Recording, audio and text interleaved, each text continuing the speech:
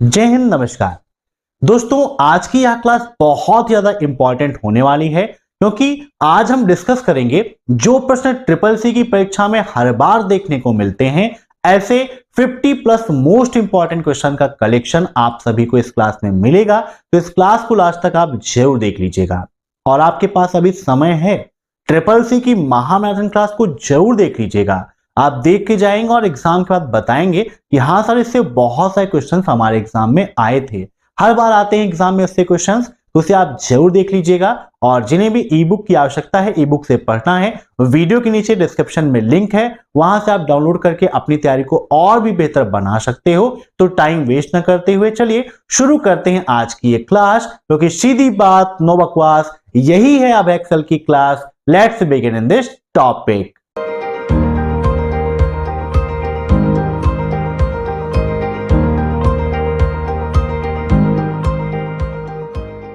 पहला प्रश्न है, आपका प्रेजेंटेशन जाने के लिए तैयार है, लेकिन आप नहीं जानते कि कंप्यूटर पर इंप्रेस इंस्टॉल है या नहीं, तो आप प्रेजेंट करने के लिए कौन सा सेफ तरीका इस्तेमाल करेंगे।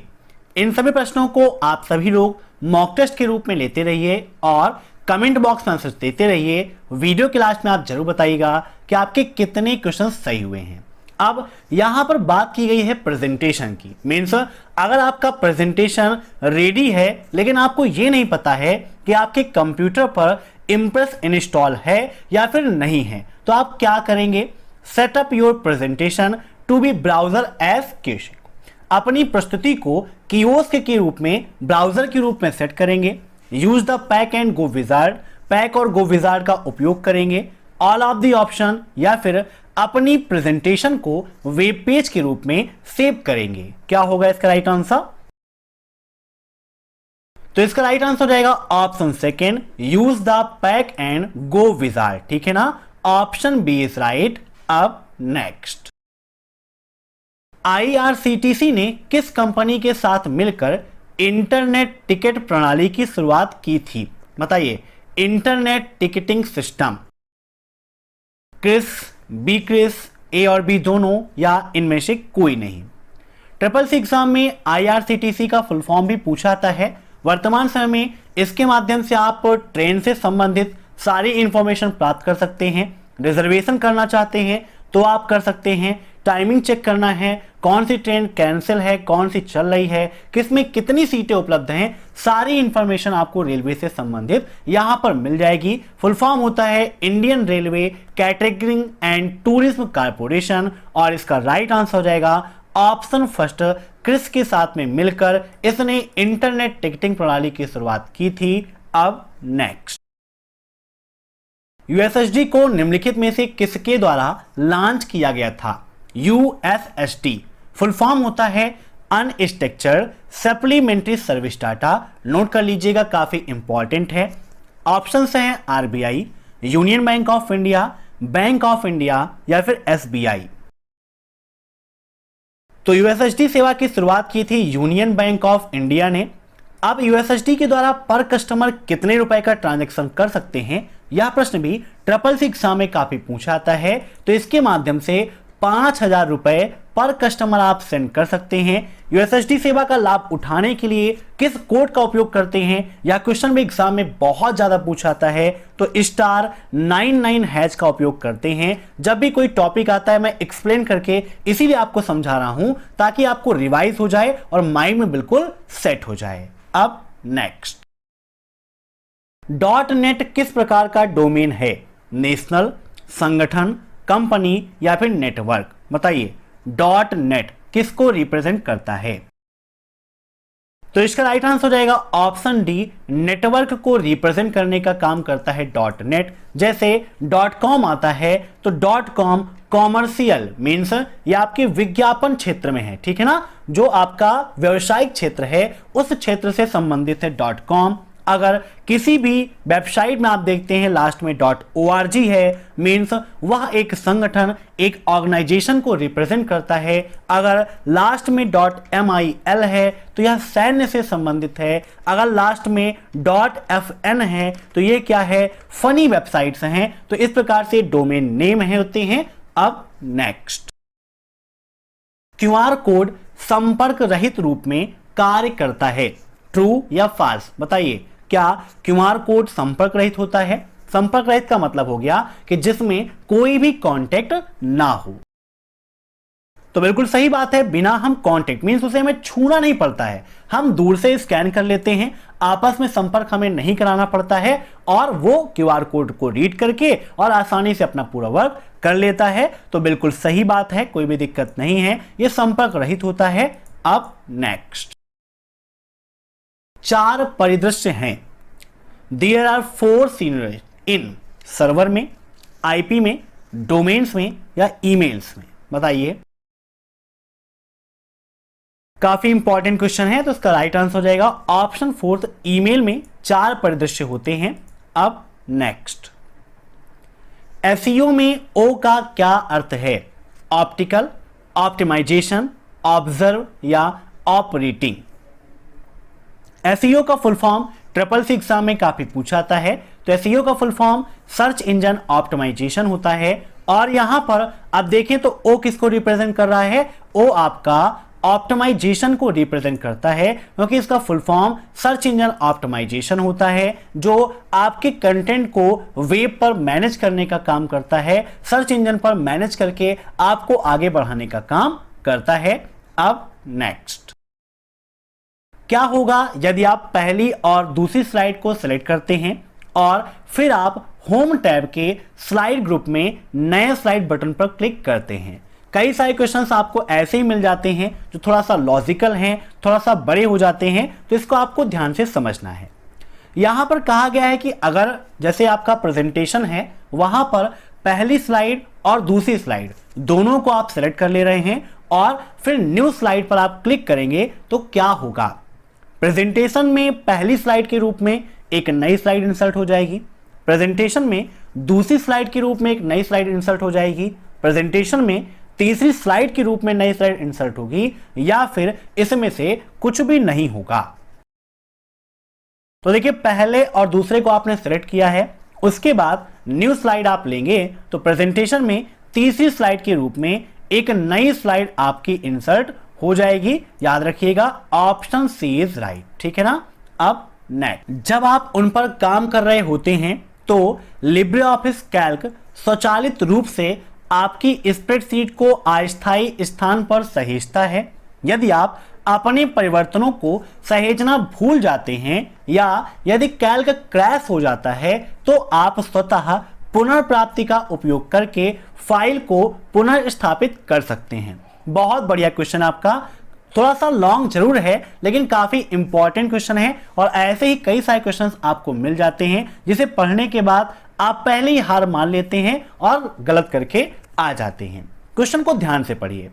यहां पर यह कहा गया है कि जब लिब्रे ऑफिस कैल्क में आप कार्य कर रहे होते हैं तो क्या वहां पर आपका जो डाटा है वो ऑटोमेटिक सेव होता रहता है, ताकि अगर आप अपने डेटा को सेव करना भूल जाते हैं या किसी कारणवश कैल्क आपका क्रैश हो जाता है, आप उसका उपयोग नहीं कर पाते हैं, कट जाता है, तो क्या आप रिकवर ऑप्शन का मीन्स वहां पर ऑटो रिकवर का ऑप्शन आपको मिलता है, तो क्या रिकवर ऑप्शन के माध्यम से आप पुनः अपने डाटा को प्राप्त कर सकते हैं या फिर नहीं कर सकते हैं, यही यहां पर पूछा गया है। तो बिल्कुल सही बात है, लिब्रे ऑफिस कैल्क, राइटर और इम्प्रेस में जब हम काम करते हैं तो वहां पर ऑटो रिकवर आपका एक्टिवेट रहता है। जो डाटा आप बनाते रहते हैं वो ऑटोमेटिक अस्थायी स्थान पर स्टोर होता रहता है और अगर गलतीवश या भूलवश हम उसको सहेजना सेव करना भूल जाते हैं या राइटर कट हो जाता है तो बाद में जब हम उसे ओपन करेंगे तो वहां पर रिकवर का ऑप्शन मिलता है और फिर से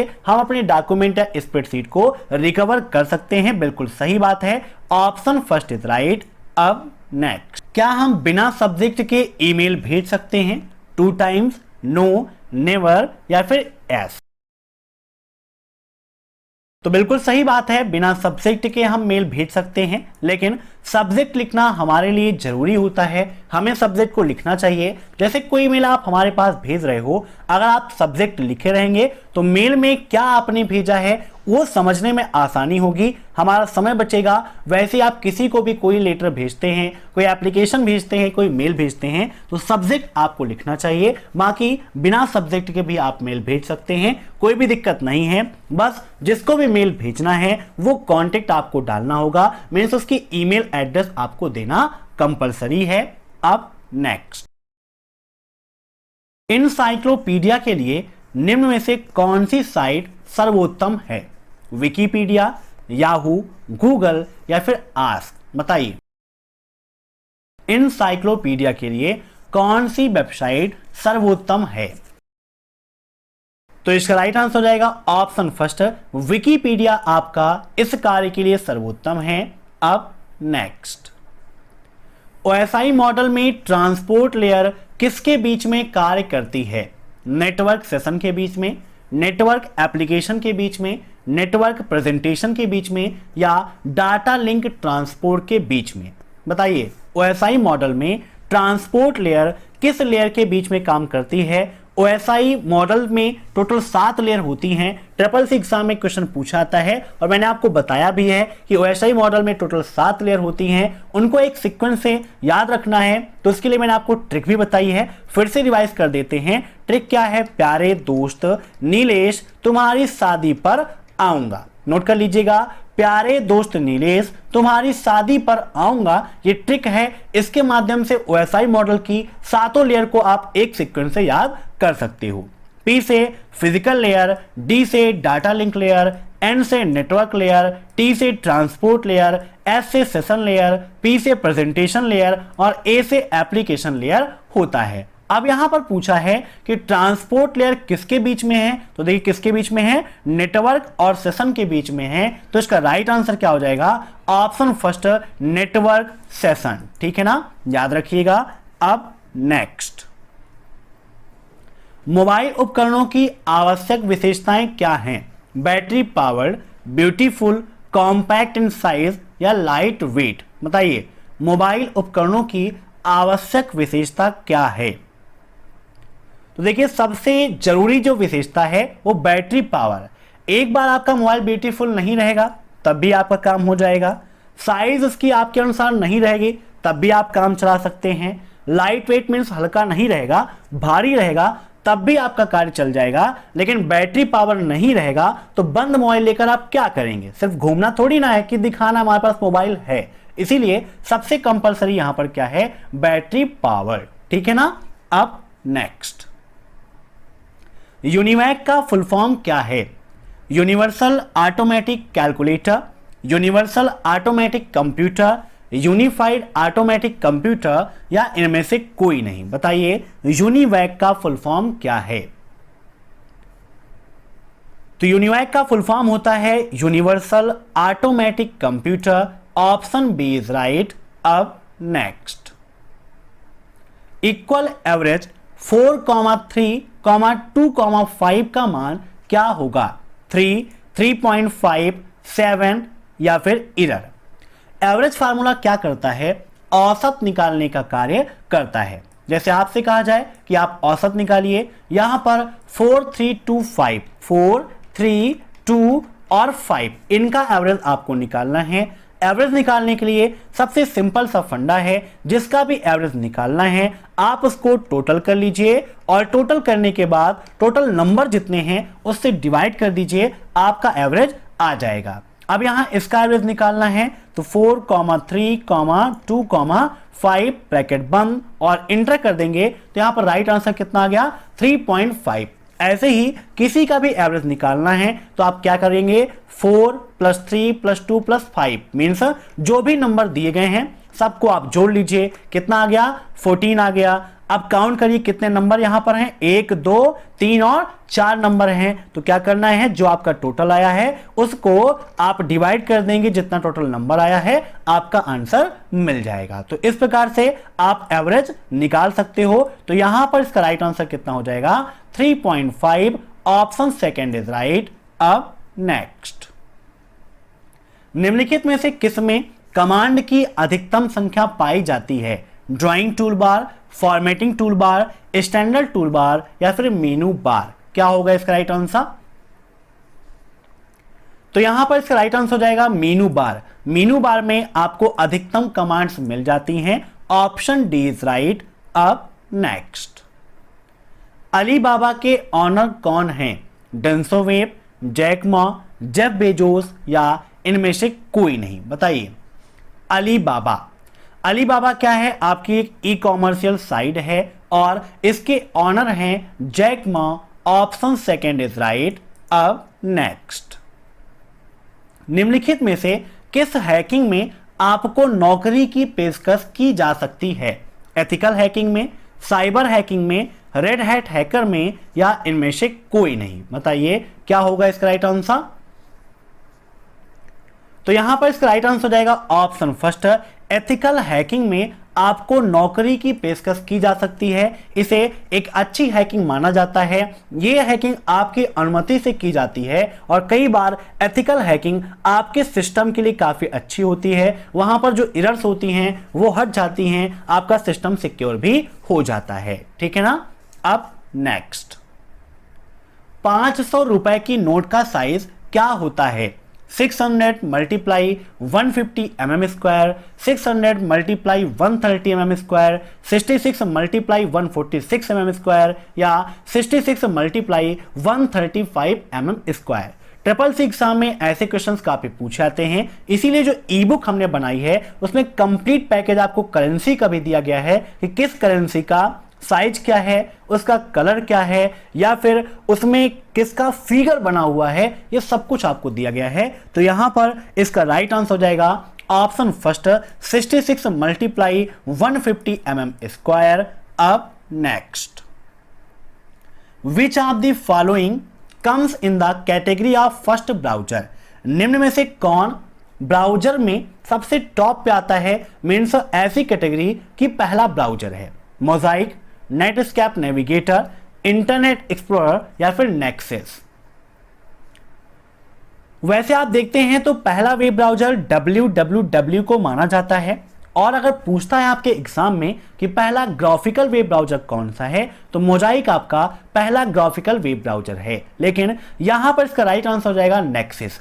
अब बहुत सारे लोग कंफ्यूज होंगे कि सर नेक्सस कैसे हो गया, पहला तो www है और यहां पर नहीं दिया गया है तो मोजाइक होना चाहिए। तो नेक्सस जो है ये www का ही ओल्ड नाम था। ठीक है ना। तो यही आपका www है, इसीलिए ऑप्शन डी इज राइट। अब नेक्स्ट, CTCP का फुल फॉर्म क्या है? बताइए। What is the full form of CTCP? Client to client protocol, cycle to cycle protocol, A और बी दोनों या फिर इनमें से कोई नहीं? तो CTCP का मतलब क्लाइंट टू क्लाइंट प्रोटोकॉल होता है। Option first is right. अब next, EITS stand for? EITS का फुल फॉर्म क्या है? Electric information transfer system, electronic information transfer system, electronic information transfer service या इलेक्ट्रॉनिक आइडेंटिटी ट्रांसफर सिस्टम? बताइए EITS का full form क्या होगा? तो EITS का फुल फॉर्म होता है electronic information transfer system. Option second is right. अब नेक्स्ट, फ्यूचर स्किल पोर्टल निम्न में से किसके द्वारा लॉन्च किया गया था? विप्रो, HCL, NASSCOM या नाइलेट के द्वारा? फ्यूचर स्किल लास्ट चैप्टर है आपका और इसको लॉन्च किया गया था NASSCOM पोर्टल के द्वारा। Option C is right. अब नेक्स्ट, लिब्रे ऑफिस इंप्रेस में लाइन स्पेसिंग 1 की शॉर्टकट की क्या है? Alt+1, Ctrl+Shift+1, Ctrl+1 या Ctrl+F1? बताइए लिब्रे ऑफिस इंप्रेस में लाइन स्पेसिंग 1 के लिए किस शॉर्टकट की का उपयोग करते हैं? तो इंप्रेस में लाइन स्पेसिंग 1 के लिए हम उपयोग करते हैं Ctrl+1 का। Option third is right. अब नेक्स्ट, EDI स्टैंडर्ड। EDI का फुल फॉर्म भी आपके एग्जाम में काफी पूछा जाता है। इसका फुल फॉर्म क्या है? इलेक्ट्रॉनिक डाटा इंटरचेंज होता है या is not easily available, means यह जल्दी से प्राप्त नहीं हो पाता है। इज नॉट पॉपुलर या पॉपुलर नहीं है। Defined server 100 transaction sets of various business forms या डिफाइंस ओनली। बताइए ईडीआई। तो ये क्या करता है, यह 100 ट्रांजैक्शन सेट्स को डिफाइन करने का काम करता है बिजनेस फॉर्म में। तो इसका राइट आंसर क्या हो जाएगा, option third, define सर्वल 100 transaction sets for various business form. निम्नलिखित में से कौन से प्रोटोकॉल को बंद करने की सिफारिश की गई है क्योंकि यह उपयोगकर्ता के नाम और पासवर्ड को प्लेन टेक्स्ट में प्रसारित करने का कार्य करता है। Hypertext transfer protocol over secured socket layer, telecommunication network या टीएफटीपी या एसएसएच। बताइए क्या होगा इसका राइट आंसर। तो यहां पर इसका राइट आंसर हो जाएगा ऑप्शन सेकेंड, टेलनेट। टेलनेट को बंद करने की सिफारिश की गई है क्योंकि यह यूजर के नेम और पासवर्ड को प्लेन टेक्स्ट में कन्वर्ट करने का कार्य करता है, ट्रांसमिट करने का काम करता है। अब एग्जाम में टीएफटीपी का फुल फॉर्म भी पूछा आता है, तो ट्राइबल फाइल ट्रांसफर प्रोटोकॉल होता है। ऐसे ही एसएसएच का सिक्योर्ड सॉकेट लेयर होता है।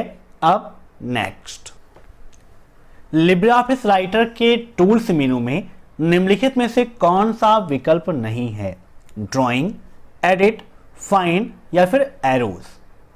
यहां पर देखिए लिब्रियोफिस राइटर आपका ओपन कर लेते हैं, टूल्स मेनू में आप जाते हो तो यहां पर आप नॉर्मली देखो तो यहां पर आपको spelling, automatic spell checking, language, word count, auto correct, auto text ये ऑप्शंस आपको मिलते हैं। यहीं पर आपको मेल मर्ज विजार्ड का ऑप्शन मिलता है। ट्रिपल सी एग्जाम में काफी पूछा आता है कि मेल मर्ज विजार्ड का ऑप्शन किस मेनू में है, तो ये आपका टूल्स मेनू के अंतर्गत होता है। यहीं पर आप देखें तो अपडेट का फंक्शन दिया गया है, ऑप्शंस का ऑप्शन आपको मिल जाता है, एक्सटेंशन मैनेजर का ऑप्शन आपको मिल जाता है। यहां पर जब आप कस्टमाइज पर क्लिक करते हैं तब यहां पर आपको ये ऑप्शंस मिलते हैं। यहां पर अवेलेबल कमांड में आप देखें तो बहुत सारी कमांड्स आपको मिल जाती हैं। यहीं से आपका ऑप्शन दिया गया है एरो का। देखिए यहां पर एरो है ना, तो एरो का ऑप्शन आपको मिल जाता है। ऐसे यहां पर आप देखें तो यहां पर आपको फाइंड का ऑप्शन मिल जाता है, बुलेट्स का ऑप्शन है, सेंटर का दिया गया है, यहां पर कमेंट का आपको ऑप्शन मिल जाता है, कर्व का मिल जाता है, डिक्रीज का मिल जाता है, डिलीट है, एडिट है, ये ऑप्शंस आपको मिल जाते हैं। लेकिन यहां पर ड्राइंग का कोई भी ऑप्शन नहीं है, इसीलिए इसका राइट आंसर हो जाएगा ऑप्शन फर्स्ट, ड्राइंग। ठीक है ना। अब next, PWD command display. PWD command क्या डिस्प्ले करती है, user data, password file content, present working directory या यूजर पासवर्ड को। बताइए पीडब्ल्यूडी कमांड क्या डिस्प्ले करने का कार्य करती है। तो इसका राइट आंसर हो जाएगा ऑप्शन फोर्थ, यह यूजर के पासवर्ड को दिखाने का कार्य करती है। अब नेक्स्ट, भीम ऐप से एक दिन में कितने रुपए का लेन देन कर सकते हैं। भीम का फुल फॉर्म भी ट्रिपल सी एग्जाम में काफी पूछा जाता है। फटाफट बताइए क्या होगा इसका राइट आंसर। 20,000, 40,000, 10,000 या फिर 1 लाख। भीम का full form Bharat interface for money होता है। और भीम ऐप से एक दिन में कितने रुपए का लेन देन कर सकते हैं, तो इससे एक दिन में आप 40,000 रुपए का लेन देन कर सकते हो। दो चीजें होती हैं, दोनों चीजों को आपको याद रखना है। कभी कभी पूछता है कि भीम ऐप के द्वारा हम एक बार में कितने रुपए का ट्रांजैक्शन कर सकते हैं, और कभी कभी पूछता है कि एक दिन में कितना कर सकते हैं। तो जब पूछता है कि एक बार में कितने रुपए का ट्रांजैक्शन कर सकते हैं, तो एक बार में 20,000 रुपए का और एक दिन में 40,000 रुपए का, दोनों याद रखिएगा। भीम ऐप कब लॉन्च किया गया, तो यह आपका 30 दिसंबर 2016 को लॉन्च किया गया था। किसके द्वारा लॉन्च किया गया, तो आपके भारत सरकार के द्वारा लॉन्च किया गया था, जिसका उद्देश्य बैंक टू बैंक सीधे पैसे ट्रांसफर करना है। अब नेक्स्ट, ईमेल संदेश को प्रिंट करने का केवल एक ही तरीका है। बताइए क्या ईमेल संदेश को केवल एक तरीके से आप प्रिंट कर सकते हो, फॉल्स या फिर ट्रू। तो बिल्कुल फॉल्स है, क्योंकि आपके पास कई तरीके हैं, जैसे भी आप प्रिंट करना चाहते हैं प्रिंट कर सकते हैं। Option first is right. अब नेक्स्ट, कैल्क विंडोज में कैलकुलेटर खोलने के लिए एक कमांड है। अब यहां पर जो CALC लिखा है, यह एक कमांड है। यहां पर लिब्रे ऑफिस की बात नहीं की जा रही है, यहां पर विंडोज के अंतर्गत CALC कमांड का उपयोग बताया जा रहा है, उपयोग पूछा जा रहा है। तो जब आप विंडो प्लस R करते हैं और यहां पर लिखते हैं CALC और इंटर कर देते हैं, तो देखिए आपके सामने कैलकुलेटर ओपन हो गया है। मीन्स बिल्कुल सही है, विंडोज में CALC कमांड का उपयोग कैलकुलेटर को ओपन करने के लिए करते हैं। अब next, computer aided design, CAD, CAD का फुल फॉर्म भी SSC एग्जाम में काफी पूछा जाता है। तो कंप्यूटर एडेड डिजाइन होता है। तो कंप्यूटर एडेड डिजाइन जैसे एप्लीकेशन में किसका उपयोग होता है? प्लॉटर का, प्रिंटर का, स्कैनर का या पेंटोग्राफ का? तो इसका राइट आंसर रहेगा ऑप्शन फर्स्ट, प्लॉटर का उपयोग होता है।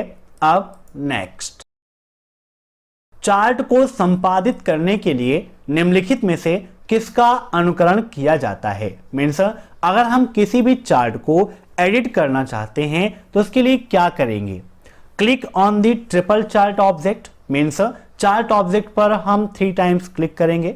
Click and drag the chart object, chart object को क्लिक और ड्रैग करेंगे।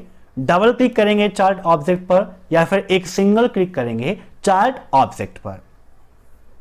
तो चार्ट को एडिट करने के लिए हम चार्ट ऑब्जेक्ट पर डबल क्लिक करते हैं। Option C is right. अब नेक्स्ट, यदि आप एक FTP प्रोग्राम का उपयोग कर रहे हैं तो आप, मीन्स अगर आप एक FTP प्रोग्राम का उपयोग कर रहे हैं तो आप क्या कर रहे हैं? इंटरनेट सर्वर से और इंटरनेट सर्वर पर फाइल ट्रांसफर कर रहे हैं, वेबसाइट डिजाइन कर रहे हैं, प्रोग्राम डेवलप कर रहे हैं, कोडिंग कर रहे हैं। बताइए क्या होगा इसका राइट आंसर?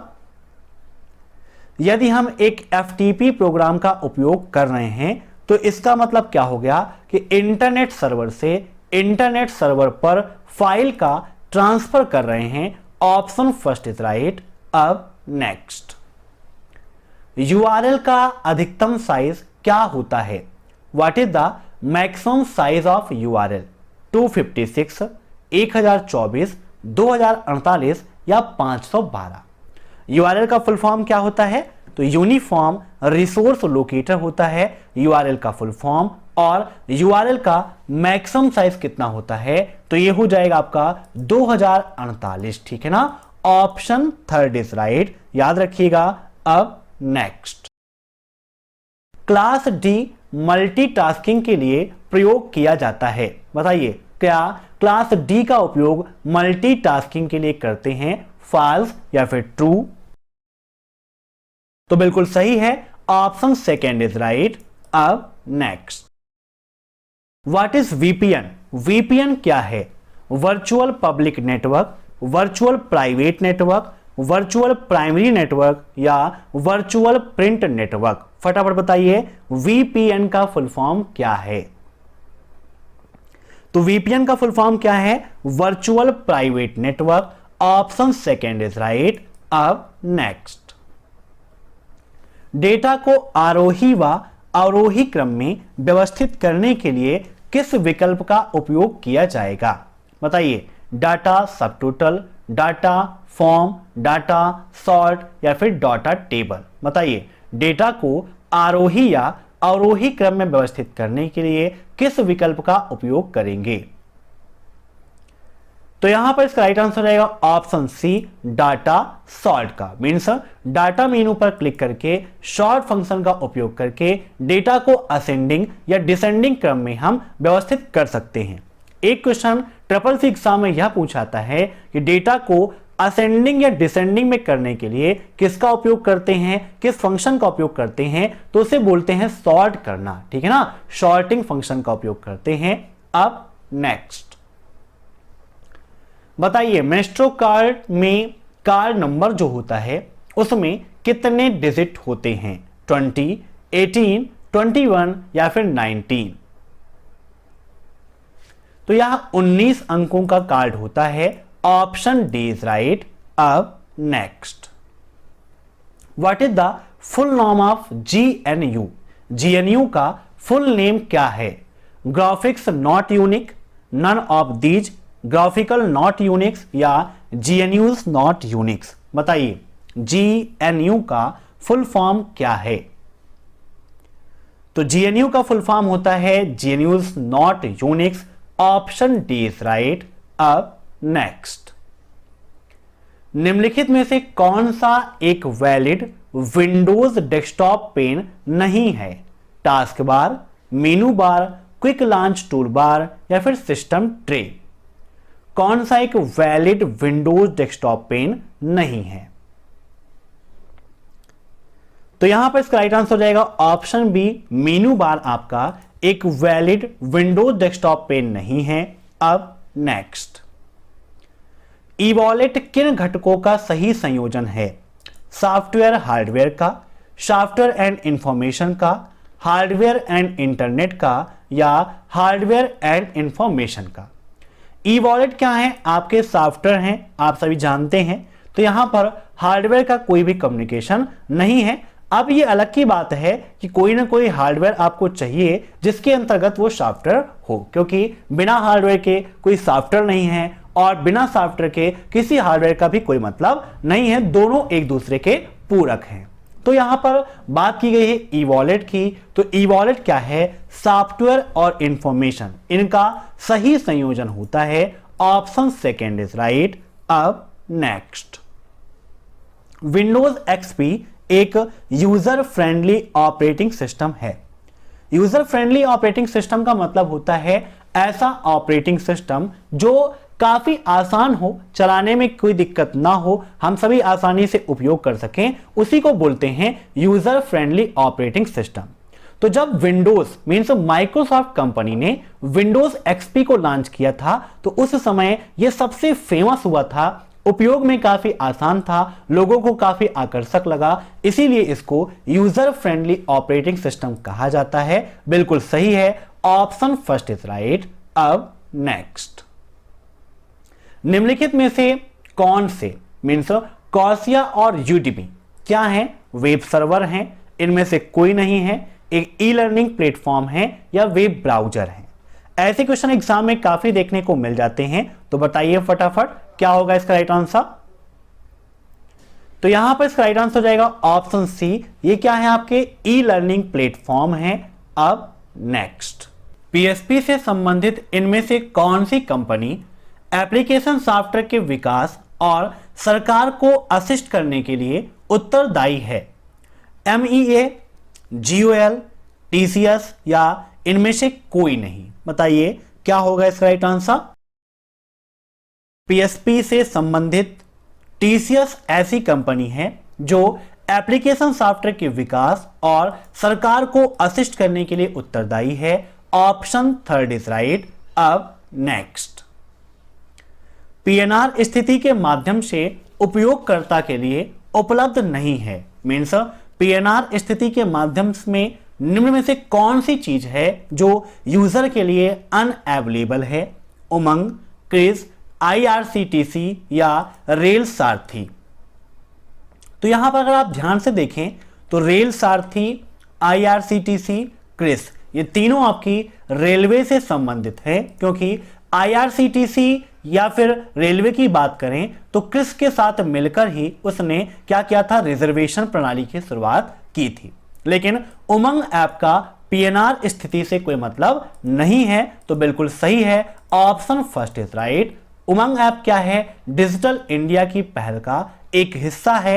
अब नेक्स्ट, PPF योजना भारत सरकार द्वारा समर्पित एक लोकप्रिय दीर्घकालीन निवेश विकल्प है। बताइए क्या PPF योजना भारत सरकार द्वारा समर्पित एक लोकप्रिय दीर्घकालीन निवेश विकल्प है? ट्रू या फॉल्स? तो बिल्कुल सही बात है, ये आपका राइट हो जाएगा। Option first is right. अब नेक्स्ट, वेब ब्राउजर की डाउनलोडिंग सूची को खोलने के लिए निम्नलिखित में से किस शॉर्टकट की का उपयोग करते हैं? Shift plus, close square bracket, shift plus T, control plus T या कंट्रोल प्लस जे?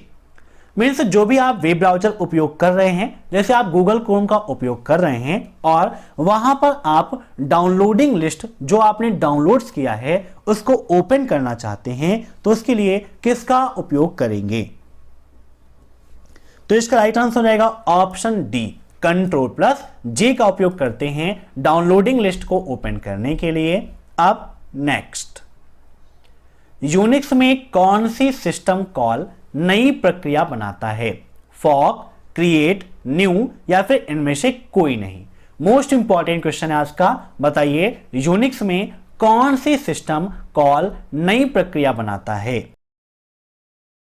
तो इसका राइट आंसर हो जाएगा ऑप्शन फर्स्ट, फॉर्क। ठीक है ना, FORK। अब नेक्स्ट, वॉकी टॉकी में कम्युनिकेशन किस प्रकार होता है? Half duplex, full duplex, simplex या फिर इनमें से कोई नहीं? वॉकी टॉकी में संचार कैसे होता है, किस प्रकार से होता है? वॉकी टॉकी में कम्युनिकेशन किस प्रकार से होता है? Half duplex, full duplex, simplex या फिर इनमें से कोई नहीं? हाफ डुप्लेक्स, फुल डुप्लेक्स और सिंप्लेक्स क्या होते हैं, आप इसको भी समझ लीजिए। हाफ डुप्लेक्स का मतलब है जिसमें संचार दोनों दिशाओं में हो लेकिन एक समय में एक ही दिशा में संचार होता है, वह कहलाता है हाफ डुप्लेक्स। और जिसमें संचार दोनों दिशाओं में होता है और एक ही समय में होता है, वह है फुल डुप्लेक्स। और जिसमें संचार केवल एक ही दिशा में होता है, वह होता है सिंप्लेक्स।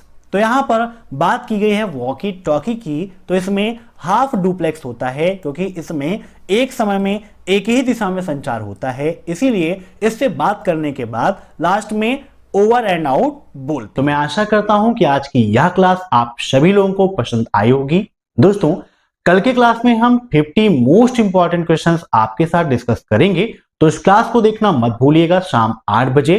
अगर आपको यह क्लास पसंद आई हो तो वीडियो को लाइक कर दीजिए, कमेंट बॉक्स में जरूर लिखिएगा कि आपका सुझाव क्या है, और चैनल से जुड़ने के लिए जो सब्सक्राइब वाली बटन है उस पर क्लिक करिए, बेल आइकन को प्रेस कर लीजिए ताकि टाइम टू टाइम आपको यह सब कुछ मिलता रहे जो भी चैनल पर अपडेट होता है। Thanks for watching my video. फिर मिलते हैं नेक्स्ट क्लास में कल शाम 8 बजे। तब तक के लिए बाय बाय।